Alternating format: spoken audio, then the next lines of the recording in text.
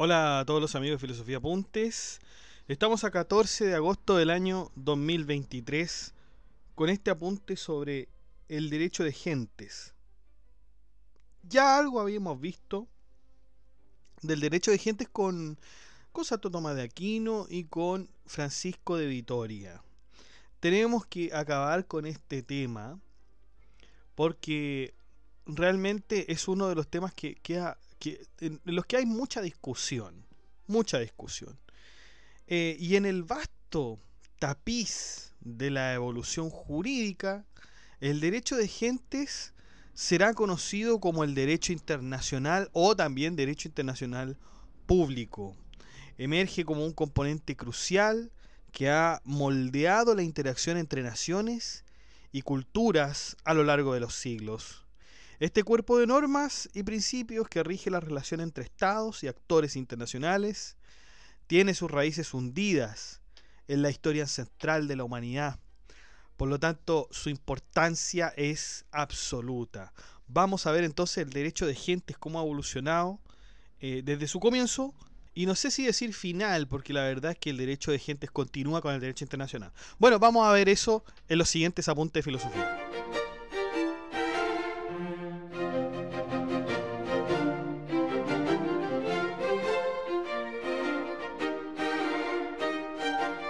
Bueno, tenemos que situarnos en la antigua Grecia, como siempre.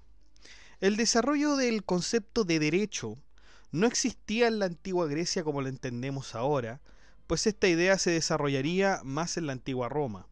Ahora bien, los griegos sí entendían la idea de justo y elaboraron el concepto de justicia más que del derecho. Recién en el siglo V a.C. se comienza a hablar de teoría democrática de la justicia, posteriormente a la guerra del Peloponeso con las victorias de Maratón y Salamina. Atenas se vuelve el centro cultural y político de toda Grecia. Aparecen los grandes historiadores como Tucídides, Heródoto, los trágicos como Sófocles, Esquilo y la comedia de la mano de Aristófanes. El sistema de justicia estaba centrado en el individuo en Grecia, en el individuo y su propia defensa, es decir, sin la mediación de un abogado no existía el abogado. Y esta participación en la política de la ciudad debía llevarse mediante la retórica y la oralidad, sobre todo cuando se trataba de explicarse frente a los tribunales, es decir, uno si tenía que ir a comparecer ante los tribunales, tenía que ser, digamos, si pudiera tener una defensa efectiva, ojalá esa persona que estuviera compareciendo fuera una especie de orador. De ahí la importancia de la oralidad también en Grecia y en Roma también, porque justamente servía para persuadir a otros. En cuanto a la dimensión del mito, Themis era la diosa de la ley, quien tenía correspondencia con la ley divina de Zeus, y junto a ella aparece Dike, que es la diosa de la justicia, aunque en un principio era mencionada como la diosa de lo debido. Luego, por un proceso de interiorización, se le llamaría justicia. Por otro lado, después de estas dos diosas, es decir, de Themis y después Dike, tenemos a un demon llamado Nomos, que es la personificación de la ley. Recordemos que el demon es un intermediario entre los dioses y los hombres, ¿ya? Y este se llama Nomos, que es la personificación de la ley. Y esta representaba la ley y la obediencia a sí misma. Esto se transformaría en una convención o acuerdo social que daría las primeras nociones del derecho. Sin embargo, el nomos, como es la personificación de la ley, se inspira en lo divino que serían las diosas. Por lo tanto, se puede deducir que el nomos es el derecho positivo.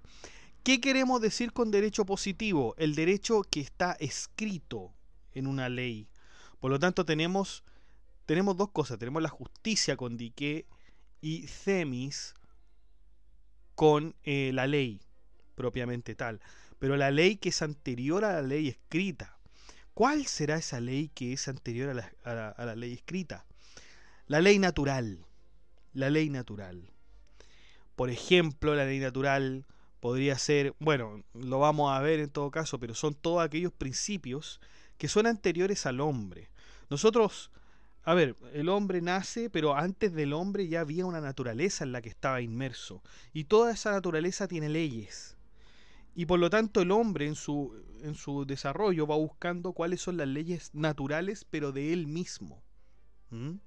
Y una de las leyes naturales que podría pensar el hombre que es con respecto a él, es que él se quiere procurar la vida.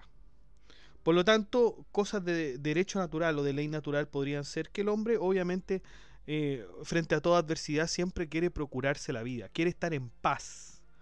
Y la paz, por lo tanto, es de derecho natural. Lo contrario del derecho natural, entonces, sería, por ejemplo, la guerra, en ese sentido. Pero bueno, esto es solamente preliminar. Me adelanté mucho quizás, pero vamos a ir viendo cómo se desarrollan estos conceptos. Protágoras, por otro lado, en la antigua Grecia, es un filósofo que estudia la perspectiva de los hombres con respecto a su entorno. Llega a la conclusión que el hombre es la medida de todas las cosas, lo que quiere decir que lo que a cada cual le parece una cosa, así será tal cosa. Y en este sentido todo sería relativo, y la perspectiva de cualquier hombre sería válida. Solo se toma en cuenta la racionalidad del hombre confrontada con la naturaleza. Por ejemplo, Protágoras, si nosotros decimos el hombre es la medida de todas las cosas, y que esto lo decía Protágoras, bueno, yo agarro una manzana, piensen ustedes, la manzana es roja y a usted le parece que la manzana es verde. Protágoras diría que los dos tienen razón. O sea, tanto el que dice que la manzana es roja, la manzana es verde, porque el hombre es la medida de todas las cosas. Lo que se debe tomar en cuenta es la racionalidad del hombre y no la naturaleza, no el objetivo. Bueno, la ley no sería más que una construcción del ser humano, así como Protágoras dice que el hombre es la medida de las cosas.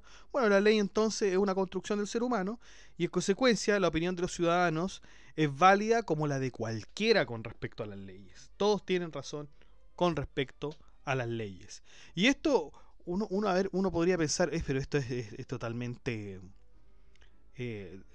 loco, ¿no es cierto? Nosotros ya habíamos visto, de hecho, en nuestra historia de la filosofía, en el podcast, donde sale los sofistas. ¿Ya? Protágoras era considerado un sofista.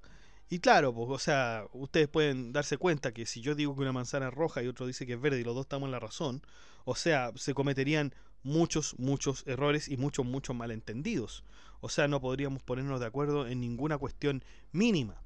Pero fíjense que si esto lo llevamos a las leyes, pensando en que cada opinión o toda opinión es válida, esto pasa incluso hasta el día de hoy, con respecto, por ejemplo, a lo político.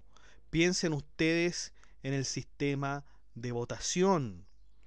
Los sistemas de votación, a usted un candidato le puede parecer pésimo, y va a votar en consecuencia por otro, pero otra persona va a votar por ese candidato que usted considera pésimo. Entonces, en esa balanza de cosas, ¿qué vamos a decir? Vamos a decir que la opinión del otro, vamos a ir en contra de lo que dice Protágoras y vamos a decir, no, el hombre no es la medida de todas las cosas. Hay un candidato aquí que es perfecto, que se tiene que ser elegido, y este es el único camino, por decirlo de alguna manera. Pero es así en las votaciones, las votaciones, todos pueden votar por el que se les dé la gana, ¿no? Y a lo mejor su candidato va a ser tremendamente vituperado y usted va a vituperar a los otros candidatos. Pero se da cuenta que no hay una cuestión objetiva, o sea, aquí todas las opiniones cuando se trata de las elecciones valen. Ahora, claro, hay países donde esta filosofía no existe y digamos usted tiene una única opción y no puede elegir otra.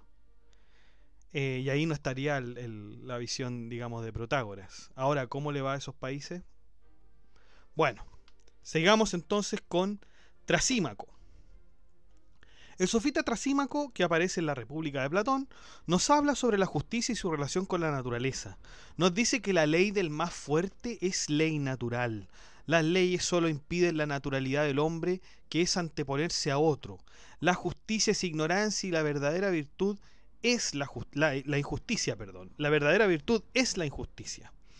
Claro, Trasímaco, esto es la ley del más fuerte, así es simple, ¿no? Y así lo podemos ver en la naturaleza, es decir, los animales en el mundo natural el pez grande se come al más chico, ¿ah? El animal más fuerte se antepone ante el otro, y eso es lo que debe, y así es el orden natural. Y el hombre, dice Trasímaco, debería seguir la misma naturaleza, porque es ley natural. La ley natural es superior a la ley positiva, a la ley escrita. Claro, porque si nosotros tenemos una ley natural que siempre ha estado ahí, y por otro lado tenemos la ley escrita, que es la que el hombre, por un proceso legislativo, aprueba y sanciona, tenemos que obviamente la ley natural es mucho mejor. Esa era la opinión de Trasímaco y de otros sofistas, porque habrán otros sofistas que argumentarán que el estado de naturaleza es un estado de barbarie y de ignorancia que debe estar regulado por las leyes. Y aquí se encontraría, por ejemplo, Protágoras, que dice, ya vimos lo que decía Protágoras, y Critias también, mientras que otros decían que la virtud está en la naturaleza, la verdad. Entonces, entre los sofistas va a haber un cambio de opinión. Va a decir, no, lo natural es lo mejor, y otros van a decir, no, la racionalidad del hombre es la mejor. Y a partir de la naturaleza, claro, podemos saber lo que es bueno, y en la naturaleza existe superioridad con respecto a otros seres. En cambio, la ley humana es todo lo contrario, porque se llama a proteger al más débil. Bueno, ahí hay muchas discusiones con respecto a eso. Eso eran las discusiones antes de Sócrates y de Platón. Vamos ahora con Sócrates. Como sabemos, Sócrates centró su pensamiento en la política y la moral. El sujeto se debe buscar a sí mismo, no se te ipsus. Debe indagar en la subjetividad y encontrar la verdad. Hay un daimon interior o un demon interior, que es el órgano que saca al individuo del estado de naturaleza y lo conduce a crear la ciudad, la polis. Hay en el hombre verdades inmutables, pero susceptibles al conocimiento. La idea de bien, de justicia, son universales e inmutables y deben obedecerse por sobre todas las cosas. El comportamiento de Sócrates de someterse a las leyes, como habíamos visto en el Critón, a pesar de que fueron injustas con él. Recordemos que Sócrates está en su celda, lo van a condenar, sabe que son leyes injustas, sabe que el juicio fue un fiasco, pero él se quiere someter de todas maneras a esta ley injusta, porque según la reflexión de Sócrates, no son las leyes las que me están condenando, son los hombres. O sea, lo que me está llevando a la muerte, dice Sócrates, fue la moral y no lo legal. Así Sócrates rompe con toda la idea del relativismo de Protágoras y la naturaleza de los sofistas, poniendo univocidad en los conceptos universales e introspección en el ser humano, ¿no? Esa es la idea de la conjunción que hace Sócrates. Luego, para Aristóteles, el estudio del individuo es considerado como agente autónomo y como un ser con capacidad de socializarse. Sitúa la racionalidad como criterio para juzgar la conducta individual. La experiencia, la repetición de las mismas acciones forja el comportamiento o el hábito que forman, se suma a la naturaleza orgánica del individuo como una segunda naturaleza. La conducta individual debe seguir la virtud, y la virtud siempre será el justo medio entre dos extremos. Y el modo de alcanzar esta virtud será el hábito. Debe hacerse por medio de la costumbre, del hábito, de las obras. Por ejemplo, si nosotros, la típica explicación sobre el justo medio en Aristóteles, está el cobarde y el temerario. El cobarde, bueno, ante un peligro huye. El temerario ante un peligro se arriesga con todo. Entonces, ¿cuál es el intermedio entre el cobarde y el temerario? El valiente. Que el valiente va a analizar la situación y va a ver el mejor modo de resolverlo. Y eso sería justicia. Eso sería justicia también, ¿no? Y esta justicia se divide en tres en el ámbito, obviamente estamos hablando ahora del ámbito jurídico, no del ámbito del individuo propiamente tal. La justicia se divide en tres. Está la justicia distributiva, que es el reparto de cosas sin exigir igualdad de lo repartido. Por ejemplo, la devolución de impuestos del Estado. En segundo lugar está la justicia correctiva, así se llama esta justicia correctiva, pero que los escolásticos van a llamar como conmutativa. Por lo tanto, si usted lee justicia conmutativa, justicia correctiva, es lo mismo. Solamente que conmutativa es un cambio que le hacen los escolásticos. Y que obviamente impera hasta el día de hoy lo conmutativo. De hecho, en el Código Civil chileno se dice los contratos conmutativos, no los correctivos. Bueno, y la justicia correctiva de Aristóteles sucede entre particulares y esta se llama a corregir las desigualdades. Por ejemplo, los contratos de compra-venta. Yo compro, doy el dinero y me tienen que devolver el producto. Hay una igualdad con respecto a la transacción. Justicia recíproca. Los hombres se unen en sociedad para suplir sus necesidades mediante el intercambio recíproco. Esas serían las tres clases de justicia. Algunos dicen que Aristóteles no se refería a la justicia recíproca en ninguno de sus textos, y otros van a decir que es solamente la justicia distributiva y la correctiva la que existe. Bueno, ahí hay discusiones. Yo también pongo la justicia correctiva en caso de que no digamos, alguien pueda decir, oye, falta la justicia recíproca, alguien que pueda pensar de esa manera. Desde estas perspectivas se acentuarán las diferencias entre el derecho civil y el derecho natural, pero ante ello surge otro concepto que es el de la equidad, definida como una corrección de la ley en la medida en que su universalidad la deja incompleta. Sin embargo, no debe pensarse que la equidad viene a derogar una ley, sino que más bien viene a complementarla. Claro, cuando nosotros hablamos de equidad, de alguna forma hablamos de criterio. Por ejemplo, una ley, imagínese usted un estacionamiento de autos. Usted va a estacionar su auto. Dice que por una hora le van a cobrar 500 pesos por estacionar el auto. 500 pesos, una hora. También se dice que si usted sobrepasa esa hora en tiempo, si sobrepasa la hora, se le va a cobrar el doble, se le cobraría 1000 pesos entonces si usted pasara de una hora. Bueno, usted deja el auto ahí, va a hacer sus asuntos, deja el auto por 1 hora y 30 segundos, pensémoslo así, 1 hora y 30 segundos. Llega usted a recoger su auto y el encargado del estacionamiento entonces le cobra 1000 pesos porque se demoró 1 hora con 30 segundos, se sobrepasó la hora. Sobrepasó la hora. A todas luces, usted sobrepasó la hora. Entonces, claro, la equidad viene a corregir lo que podría ser una posible injusticia con respecto al cobrador del estacionamiento, porque ya se le avisó a usted que si era más de 1 hora, tendría que pagar el doble. Y han pasado 30 segundos. Entonces, quien no tenga, digamos, quien sea firme apoyador de alguna manera del derecho positivo, tendría que cobrar los 1000 pesos. Tendría que cobrarlo. Pero si usted tuviese equidad, quizá no le cobraría a esa persona los 1000 pesos. Porque tendría que reflexionar cuál es el daño que se originó por haberse demorado 30 segundos. ¿Se dan cuenta? Entonces la equidad justamente es una corrección de la ley. Es una corrección porque de la ley muchas veces se pueden cometer una injusticia en realidad. Y esto es lo que va a decir Cicerón más adelante. Cicerón tenía un aforismo romano que se llama sumum ius, summa injuria. Es decir, el sumo derecho o la suma aplicación del derecho puede ser la suma injuria o la suma injusticia. De hecho, tenemos un podcast sobre eso también. Los invito a ver ese podcast del sumum ius, sumus injuria de Cicerón. Bueno, explicada la equidad, entonces seguimos.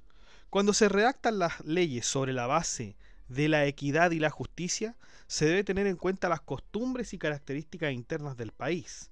Una vez comprendidas estas, será necesario mirar al exterior y tener en cuenta las del vecino. Y ahí vamos entrando casi, ¿no es cierto?, con Aristóteles, vamos entrando a lo que vamos a hablar sobre el derecho de gentes. Así la polis se prepara para la guerra y posteriormente sostener la paz. Si bien esto es necesario, también es necesario que el país establezca relaciones con los países vecinos, que no solo se centre en sí mismo. La polis finalmente se toma en las mismas proporciones que un hombre, porque acuérdense que Aristóteles decía en su libro de la política, el libro primero me parece, que el hombre es un animal político, el hombre es un animal gregario, debe relacionarse con los demás. Si no se relaciona con los demás, entonces el hombre tendría que ser un dios o un animal. Por lo tanto, esta naturaleza del hombre de ser político lo obliga de alguna manera, o lo más bien lo vincula a relacionarse con los vecinos. Entonces, las características del individuo como hombre se extrapolan a lo que podría ser la polis. Y así terminamos con respecto a la antigua Grecia, porque de la antigua Grecia se empiezan a establecer estos pequeños engranajes. Se dieron cuenta cómo empezamos a hablar primero del individuo, de cómo era el individuo y cómo se relaciona con su entorno y con los demás. Ahora vamos a ver cómo se relaciona la polis con las demás. Y este desarrollo se originó mucho más en Roma. Es sabido que toda la cultura romana recibió la herencia de Grecia en muchas áreas del saber, incluyendo el derecho. Sin embargo, Roma tenía su propio arte, su propio aporte, y desarrolló el derecho, incluso superando el progreso que habían tenido los griegos. Vamos con Marco Tulio Cicerón. Cicerón nos daría el primer acercamiento al derecho de gentes en su República, en un texto que se llama República, sobre el derecho de guerra. Ahora, ¿por qué se le llama derecho de gentes? Bueno, porque en realidad el latín es jus gentium. Jus significa derecho. Nosotros ya hemos visto la etimología de derecho en el podcast también. Derecho se dice jus en latín. Y gentium quiere decir gentes o naciones. Por eso el derecho de gentes es básicamente el derecho de las naciones. En todo caso, cuando Cicerón habla sobre el derecho de guerra, se puede notar que es un derecho que ya ha sido consolidado. Este derecho de guerra representa tanto la justicia como la lealtad. Cabe destacar que es Cicerón quien acuña el término por primera vez, el de jus gentium, el derecho de gentes. Y claro, el jus gentium, o derecho de gentes, se entendía como innato en todos los seres humanos, una concepción muy ligada al estoicismo. Fue Marco Tulio Cicerón quien lo distinguió certeramente entre las cosas que se escriben y otras que no. Y estas últimas pertenecían a aquellas consideradas en el Mores Maiorum, que era el código que existía antes de la ley de las 12 tablas. En su tratado, Cicerón considera el jus gentium como un alto código de autoridad moral, ya que tenía requerimientos que iban más allá de la ley civil, o de aquello obviamente que estaba escrito. Por lo tanto, no hay que pensar que el derecho de gentes se refiere a los derechos humanos, pues para los romanos había un concepto de gens y humanitas, siendo las gens las personas que no pertenecían al imperio. Por eso es gentes, ¿no es cierto? Son personas que no pertenecían al imperio, y por humanitas, todos los seres humanos. Entonces tenemos gens, personas que no pertenecen al imperio, y humanitas, todos los seres humanos que existen, incluyendo los romanos también. En todo caso, el jus gentium también tenía una parte positiva, porque dentro del derecho positivo existe una división entre formal e informal, y a este también pertenecería el jus gentium. Entonces tenemos la gran colaboración de Marco Tulio Cicerón con respecto al derecho de gentes. Pero hay otros también que colaboraron con esto, que son los juristas romanos Gayo y Ulpiano. Y estos desarrollaban, o más bien relacionaban, el derecho de gentes con el derecho natural.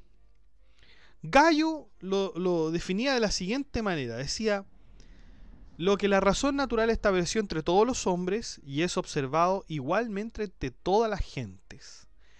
Ese es el derecho de gentes de acuerdo con Gayo. Ahora Ulpiano diría lo siguiente: son el que usan los grupos humanos a diferencia de los animales sometidos a los hombres, es decir, al derecho natural. Como podemos ver entonces, Gayo dice que el derecho de gentes, para alcanzarlo, para entenderlo, debemos entenderlo del derecho natural, desde la ley o razón natural. Pero Ulpiano dice que no, porque el derecho de gentes en realidad pertenece a las personas, al ser humano. El derecho internacional es una cuestión sumamente humana, no es de animales. Los animales no se juntan como si fueran naciones, ¿no? Bueno, esto es una discusión entre los pensadores, los juristas romanos, ¿no? Y ahí quedó, digamos, desarrollado el derecho de gentes en Roma. Vamos a la Edad Media. En el desarrollo de la Edad Media, tanto el Digesto de Ulpiano y las Institutas de Gallo, que son sus obras, fueron fundamentales para aclarar el lugar del derecho de gentes. Se estableció que el derecho de gentes se encontraba dentro del derecho público, porque en efecto tiene que ver con el Estado de la República.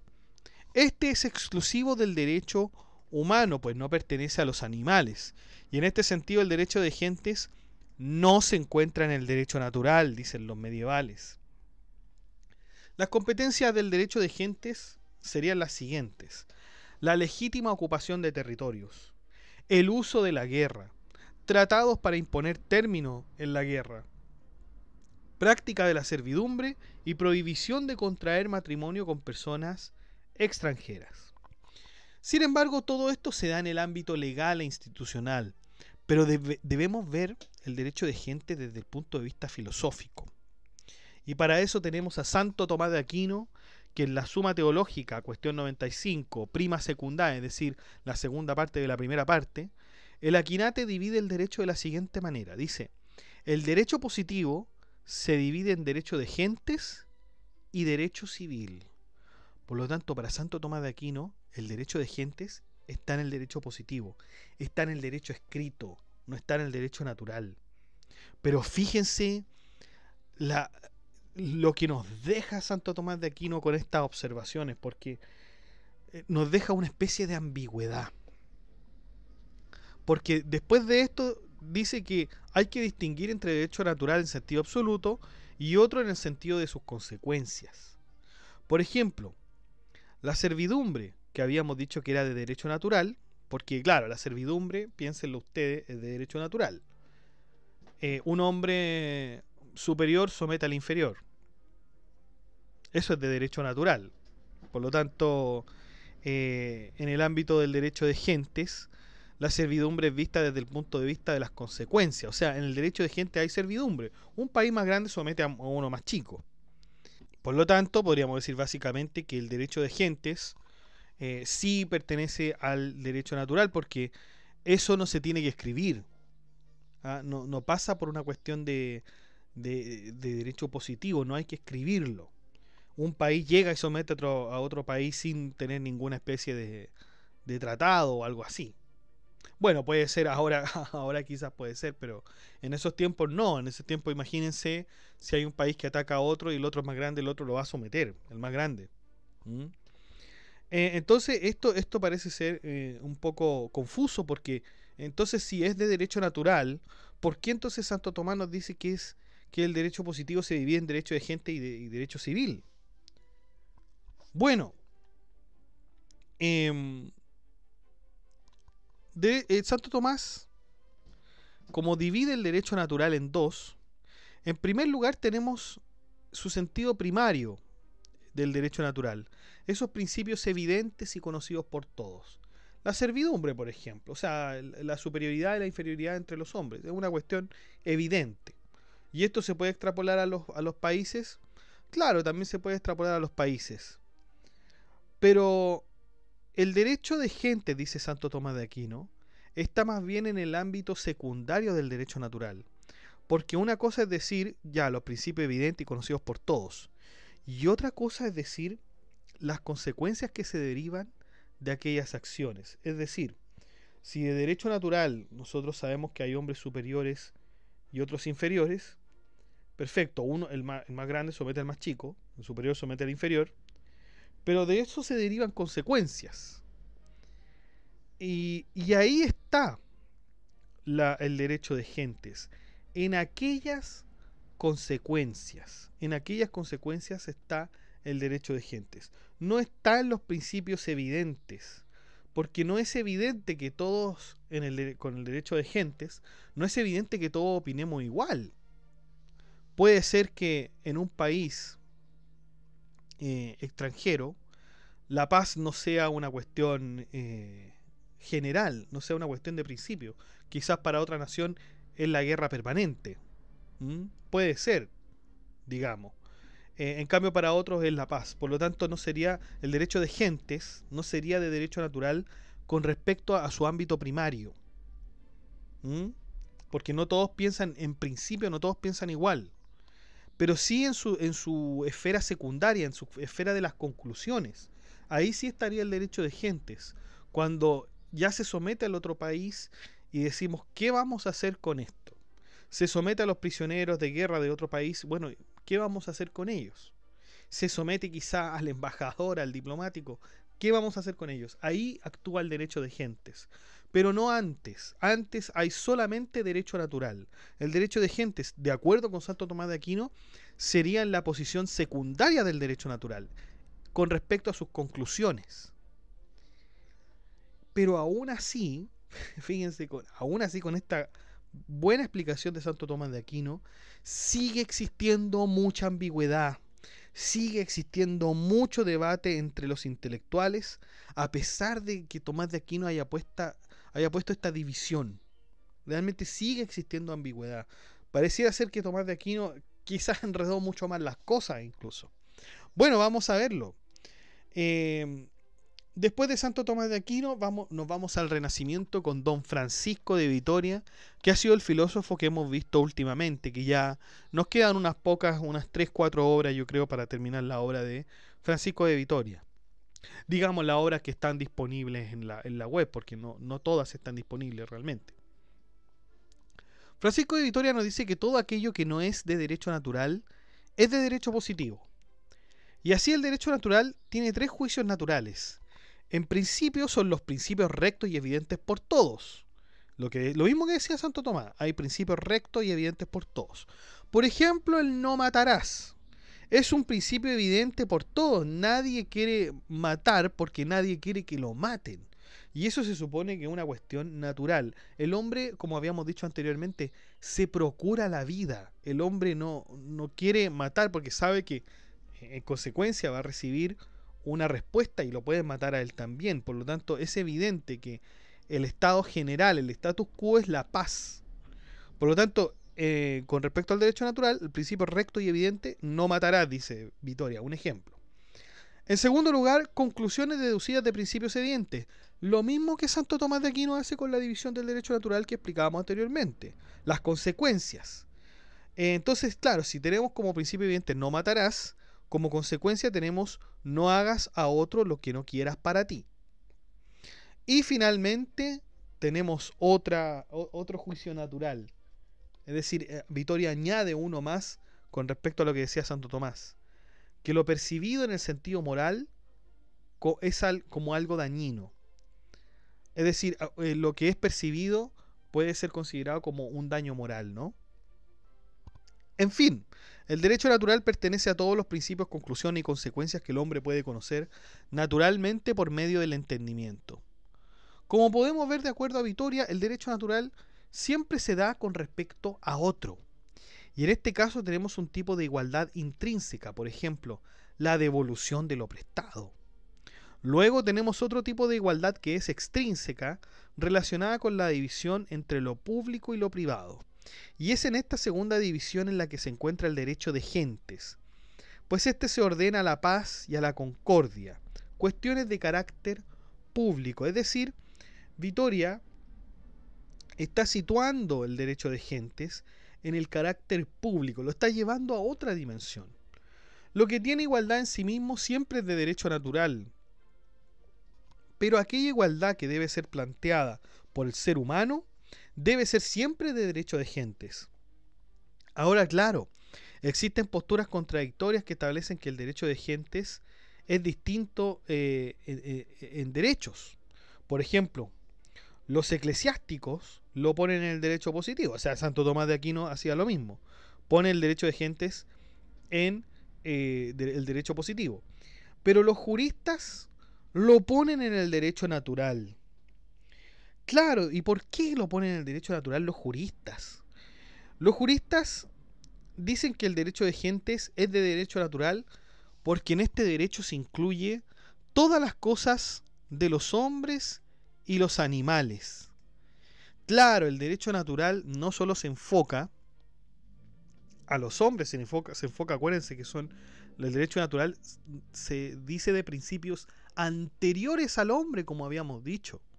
No son de cuestiones escritas. Por lo tanto, si nosotros decimos que el derecho natural son cosas que hablan, que versan sobre principios anteriores al hombre, entonces tomamos al hombre y al animal. Los eclesiásticos dicen todo lo contrario, que pertenece al derecho positivo, porque el derecho de gente debe estar escrito, porque se logra, porque esa es la única forma de lograr consenso entre los hombres, o entre los países en este caso. Ahora bien, la paz es una cuestión de derecho natural, pero sin embajadores que la logren no se podría concretar. De todas formas, el derecho de gentes sustenta o sostiene el derecho natural. No es absolutamente necesario el derecho de gentes, pero sin el derecho de gentes todos estaríamos en guerra constante. Claro, lo que pasa es que sin derecho de gente, sin de estar escrito, igual podríamos estar en paz. Por lo tanto, no es absolutamente necesario. En cambio, el derecho natural sí es necesario. O sea, el derecho natural va a ocurrir por mucho que esté escrito o no. Así las cosas del derecho de gentes no pueden ser violadas, porque de otra forma se atentaría mortalmente contra la humanidad. Es decir, contempla un pecado mortal. Claro, porque si yo estoy en guerra con el otro, yo estoy violando el derecho natural de estar en paz. Entonces el derecho, digamos, lanzarse a la guerra y matar personas, yo estoy avalando de alguna manera el derecho, perdón, el pecado. ¿Mm? Sin embargo, sigue habiendo un componente que no lo hace de derecho natural absolutamente. Claro, el derecho de gentes se deriva suficientemente por el derecho natural, pero aún así no tiene la fuerza para obligar. Solo puede obligar si todo el orbe está de acuerdo. Todo el orbe, todo el mundo está de acuerdo. ¿Podríamos estar de acuerdo todo el mundo? Es bien difícil. En cosas de derecho de gentes es muy difícil que estemos todos de acuerdo. Por lo tanto, no es de derecho natural, pero al menos el derecho de gente responde suficientemente al derecho natural, dice Vitoria.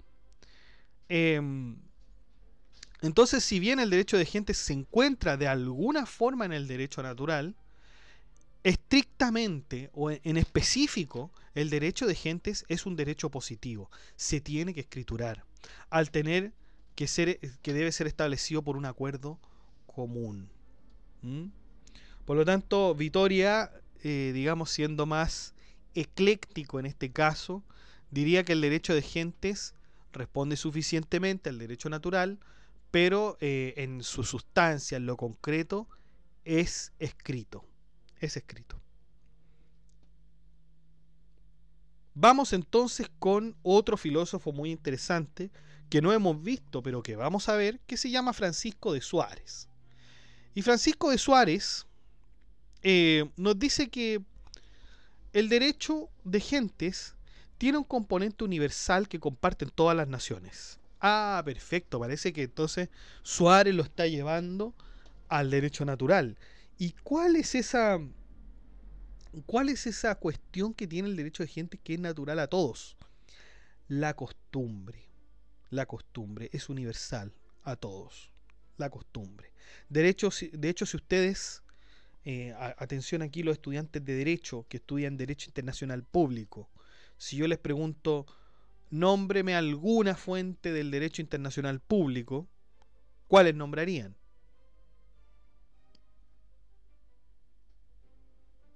Tendríamos que nombrar principalmente los tratados internacionales, son fuente de Derecho Público, de Derecho Internacional Público, y la costumbre, también es una. También es una. Sin embargo, dice Suárez, si bien este es un aspecto universal que todos los hombres, digamos los seres humanos tienen, las costumbres difieren unas de otras y por lo tanto su carácter de natural ya no es posible. Es más bien algo casi necesario, que tampoco obligaría, dice Francisco Suárez, ¿no? Por lo tanto llega un poco a la misma conclusión de Vitoria. Esto es algo casi necesario, es decir, casi es derecho natural. La costumbre en consecuencia se vuelve algo probable y no necesario. Pues si es casi necesario, entonces es probable. Dice el mismísimo Suárez: los preceptos del derecho de gentes han sido introducidos por los hombres libremente mediante consenso en toda la comunidad humana o en su mayor parte. Suárez entonces en este entendido llega a una conclusión similar con Vitoria, que en el derecho de gentes no hay que verlo desde este prisma de deducciones inmediatas o de deducciones evidentes que habíamos hablado anteriormente, sino que debemos verlo en los usos y costumbres. Ahora, claro, ¿cuál es el aporte de Francisco de Suárez? Entonces se opina igual que Vitoria, que la costumbre es una cuestión universal.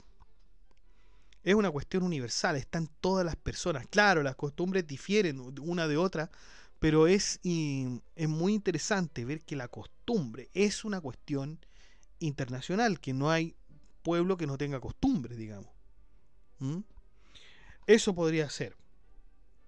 Y finalmente, para terminar ya este derecho de gentes, tenemos a don Hugo Grocio, considerado uno de los padres del derecho internacional.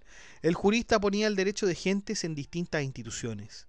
En primer lugar, debemos observar que el Estado es un incipiente sistema de derecho internacional. Ya el Estado, la conformación del Estado, piensen ustedes en las antiguas civilizaciones, ya había ahí un germen de derecho internacional porque inmediatamente se tenían que relacionar con los otros países.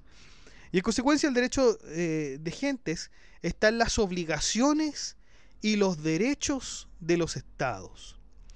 De este modo, Grocio trató de que el derecho de gentes no fuera una cuestión ya tan teológica, que si la ponemos en el derecho de natural, la ponemos en el derecho positivo, no, ya no está centrado. Grocio trata de sacar el derecho de gentes de ahí. El derecho de gentes con Hugo Grocio pasa a ser una especie de argumento de fondo más que de forma, pues con Grocio es cuando empieza a nacer lo que se conoce actualmente como derecho internacional, cuyas características solo se enfocan al Estado. Finalmente, Grocio define el derecho de gentes como la norma no escrita que regula las relaciones entre los estados, las relaciones entre ciudadanos de diferentes estados, o sea, el derecho natural internacional. Esa es la gran división que hace Grocio, porque si nosotros lo vemos a nivel de individuo, perfecto, en nivel de individuo nosotros tenemos el derecho natural y tenemos el derecho positivo. Pero a nivel macro, a nivel país, entonces nosotros tenemos el derecho de gentes, equivalente, dice Grocio, entre comillas, pero muy entre comillas, al derecho natural, y en segundo lugar el derecho positivo como el derecho internacional público. Pero entonces Grocio ya trata de apartar esta cuestión, trata de darle un cese a esta cuestión del derecho de gentes. Que se encarguen lo eclesiástico del derecho de gentes, ya no lo vamos a tratar. El derecho de gentes es una cuestión que incluso desborda el derecho internacional, va más allá del derecho internacional. El derecho internacional tiene los tratados, como les dije, las costumbres, pero tiene que tener todo escrito, ¿no? Tiene que tener todo escrito. Los pasos de un país a otro tienen que estar protegidos por las leyes. ¿Ah? No es tan fácil como, por lo menos ahora no es tan fácil, no está el derecho de gentes, que el derecho de gentes, por ejemplo, Vitoria también lo decía, tiene que ver con la libre circulación, de que el hombre puede pasar, digamos, por todas las partes que él desee. Ahora eso no es así, ¿no es cierto? O sea, todo está normado, institucionalizado, y por lo tanto es difícil pensar de esta manera y ver que el derecho de gente en realidad es una cuestión tan ya muy teológica, dice Grocio, desborda el derecho internacional y en consecuencia no se va a darle más importancia, por lo menos entre los juristas ya no se le va a dar más importancia al derecho de gente, sino que se van a dedicar ellos al derecho internacional. Y claro, esta noción del derecho de gentes se comienza a perder en el transcurso del tiempo. ¿Por qué? Porque cuando nosotros hablamos del derecho internacional, hablamos ya de leyes, hablamos ya de cuestiones de acuerdos, de tratados, es decir, de cuestiones concretas. Por lo tanto, se empieza a perder el interés por el derecho de gentes con esta división que hace Grocio, y ya no vas a volver a hacer lo mismo. Pero entonces parece ser que nos tendríamos que quedar con la opinión de Vitoria, ¿no? Y la de Santo Tomás de Aquino, diciendo que el derecho de gente en realidad es positivo y responde suficientemente al derecho natural. ¿Mm? Tiene las características, o sea, Grocio yo creo que lo ve desde el punto de vista también relacional, desde el derecho natural, derecho positivo del hombre, porque de alguna manera el derecho natural con respecto a los individuos también desborda pero con mucha potencia el derecho positivo. ¿Mm? Y así el derecho de gentes también desborda lo que es el derecho internacional. Realmente este es un apunte que tenemos que tener en cuenta, porque no es una mera discusión teológica que no tiene mucho más sentido, no para nada.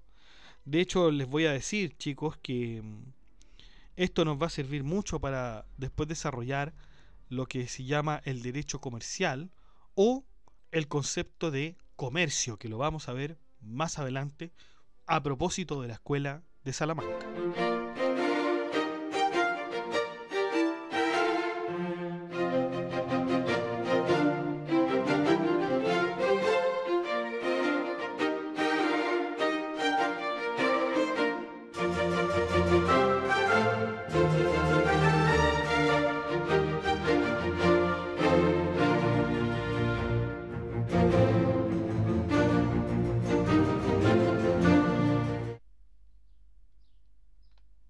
Bueno chicos, eso ha sido todo. Muchas gracias por escuchar este podcast.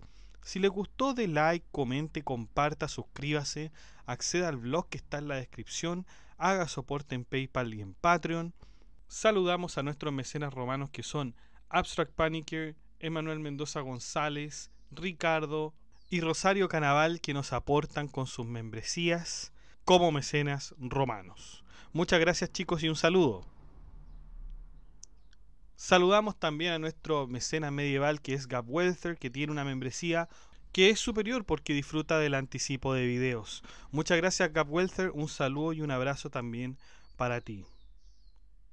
Y usted también puede ser mecenas en Filosofía Apuntes inscribiéndose en las membresías que aparecen en el botón unirse que están debajo de cada video. Usted hace clic en el botón unirse y hay 4 membresías con distintos precios.